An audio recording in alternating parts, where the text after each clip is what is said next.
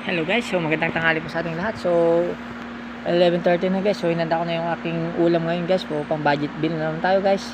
So ang kinuha kong ulam is talong lang guys. Ayan po yung ating pananghalian guys.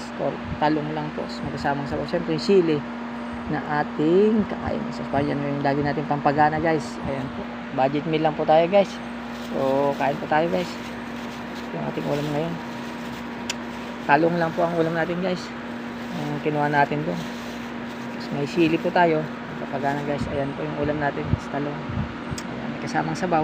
So yung kanin natin guys. So tara na, kain na guys. Baga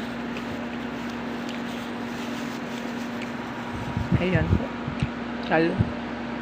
pang low budget lang guys yung ulam natin. Kain na sili.